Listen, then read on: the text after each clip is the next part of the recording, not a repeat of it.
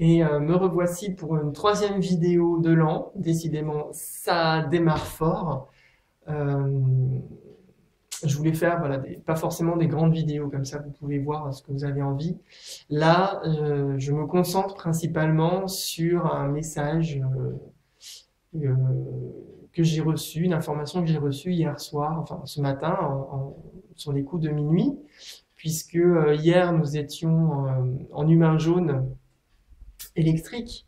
Donc on travaillait vraiment sur les influences, comment je me laisse influencer et où se trouve mon libre arbitre. Et finalement, on a décidé avec Aurélien de ne pas sortir, de rester à la maison, de rester dans nos propres énergies, puisque voilà, Aurélien étant fatigué, il ne se sentait pas aller au contact d'énergie qui allait peut-être un petit peu le, voilà, le plomber ou le mettre dans un état qu'il n'avait pas forcément envie d'être.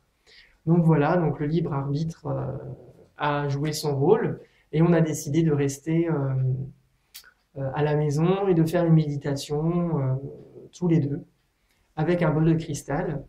Et moi, j'ai choisi simplement dans cette méditation de demander si cela était possible que plus d'harmonie se mette en place dans ma vie, mais aussi là où j'habite, en France et pour toute la planète Terre. J'ai demandé que véritablement la lumière harmonique, la lumière divine, la véritable source du bonheur, de la joie et de ce que nous sommes en vérité, nous parvienne véritablement, nous transcende et surtout qu'elle persiste sur la planète, qu'elle reste, qu'elle ne fait pas juste traverser, mais qu'elle persiste et qu'elle soit protégée, que rien ne puisse empêcher cette lumière qui vit en nous de grandir, de s'épanouir et, euh, et vraiment de persister. J'étais vraiment dans cette intention de venir faire persister pour nous tous ce qui nous fait vibrer à l'intérieur, ce que nous sommes véritablement, notre être de lumière et l'être de lumière de la planète. Et je ne sais pas pourquoi, j'ai reçu voilà, une information par rapport au pardon. Et on m'a fait réaliser que le pardon est le pendant de la compassion. Et que ce sont les deux plus grandes forces d'évolution que nous avons en nous. Alors la compassion, je connais ça depuis très très très longtemps. J'ai l'impression d'être né avec la compassion à l'intérieur de moi.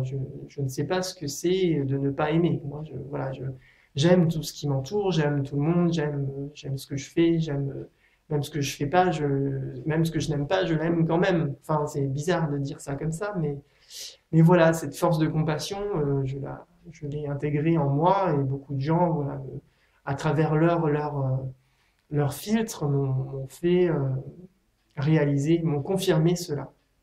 Donc la compassion, je connaissais. Et là, c'est le pardon qui est descendu. Et on m'a dit, enfin ce que j'ai compris, c'est que la compassion, c'est la mer, hein, c'est la puissance de la mer qui crée, la mer qui nous porte, qui nous donne vie. Et la compassion, c'est le pouvoir du Père. Le Père qui nous guide, le Père qui nous fait évoluer. Et là, j'ai réalisé effectivement que, effectivement, on parle du pardon, on parle beaucoup du pardon, mais j'avais pas réalisé à quel point ça pouvait être transformateur. Et là, je l'ai réalisé pendant cette méditation-là, puisque sur un plan collectif, j'ai aussi réalisé que c'est quelque chose qui n'est pas transmis ou pas bien transmis dans les familles, puisque là, une des grandes caractéristiques quand même du masculin jusqu'à présent, c'est la fierté. Voilà, c'est être fier. Il faut que mon père soit fier de moi, il faut que mes parents soient fiers de moi. Bon, c'est aussi pour les femmes, évidemment, mais c'est quand même plus quelque chose de masculin, cette fierté. Et en fait, cette fierté nous empêche de pardonner. Parce que nos pères ne nous ont pas appris forcément à pardonner. Moi, mon père, il m'a pas appris à pardonner. Au contraire, tu as fait une bêtise, et ben c'est punition. Et notre enseignement catholique, c'est la même chose. Vous avez péché, vous serez puni, vous irez en enfer. On ne nous apprend pas à pardonner, à nous dire, mais si tu as fait une erreur, c'est pas grave. On peut recommencer. On peut changer les choses. Mais tant qu'on ne pardonne pas, on ne peut rien changer. C'est pas possible. Il faut savoir pardonner, il faut apprendre à pardonner et il faut transmettre ça à nos enfants. Il faut qu'on apprenne à nos enfants à pardonner. Il faut que nous-mêmes, nous nous pardonnions. Il faut nous-mêmes que nous pardonnions à nos parents et sur un plan collectif aussi. Il faut que nous pardonnons à nos ancêtres d'avoir créé ce système socio-politico-économique dans lequel nous sommes. Ils ont fait ce qu'ils ont pu avec les informations qu'ils avaient, ils ont été manipulés comme nous le sommes encore aujourd'hui. Mais ça, il faut leur pardonner. Il faut leur pardonner d'avoir été manipulés. C'est comme ça, c'est fait. On peut plus rien faire.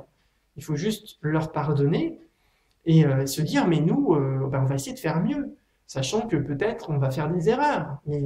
Mais après, voilà, nous sommes que des petits humains à peine éveillés. Donc on fait des erreurs tout le temps.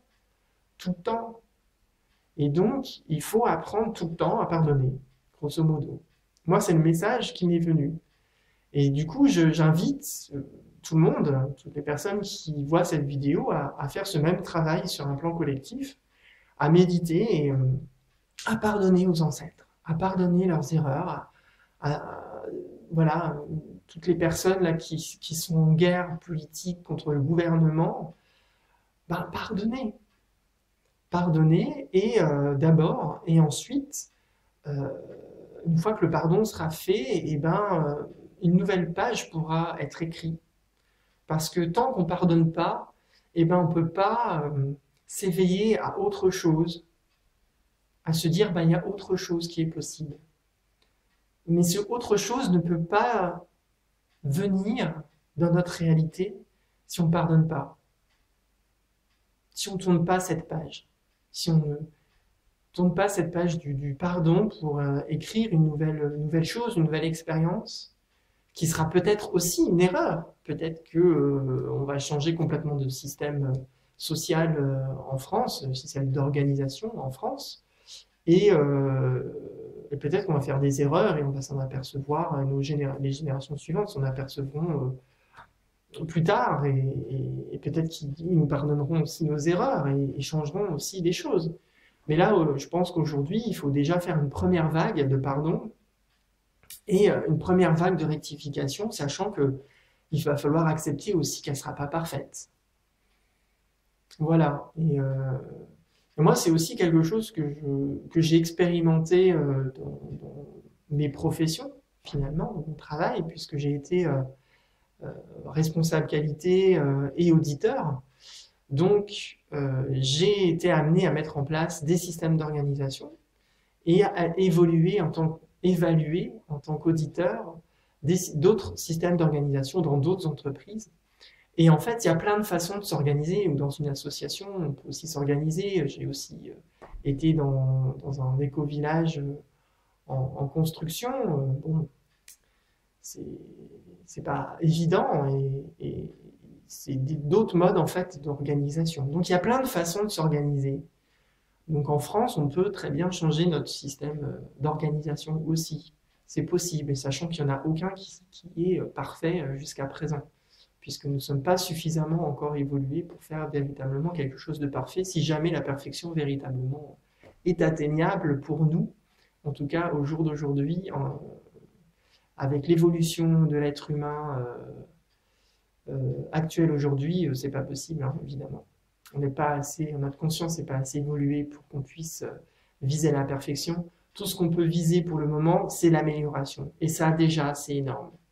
C'est énorme. Et dans les systèmes qualité, si ça vous intéresse, regardez un petit peu l'évolution, l'histoire, qui est assez récente, du système qualité est quand même assez intéressante, puisque on est parti du système qualité au contrôle de la qualité produit, à maintenant ce qu'on appelle le système de management de la qualité, où c'est un système qui s'intéresse plus véritablement uniquement au produit final qui sort, mais qui s'intéresse à l'amélioration de l'intégralité du système de la société.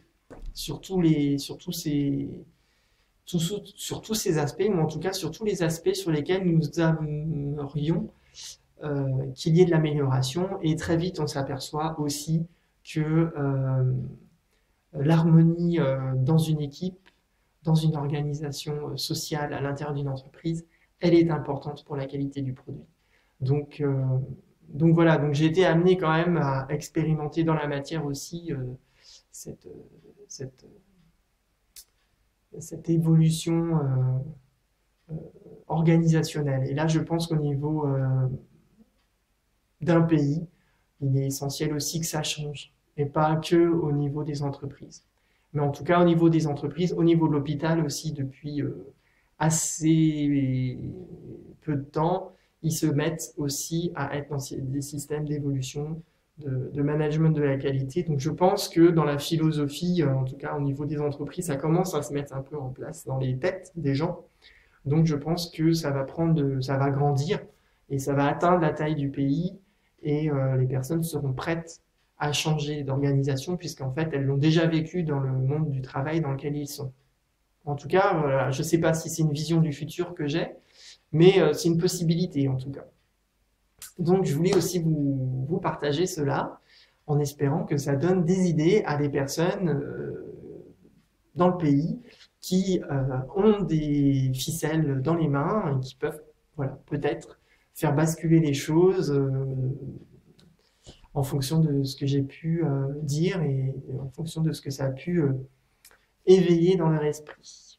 Je vous remercie et évidemment, je vous souhaite une année 2020 merveilleuse et pleine d'exploration, pleine de nouveautés, plein d'éveil et d'aboutir à l'harmonie dans vos vies. Merci et à bientôt.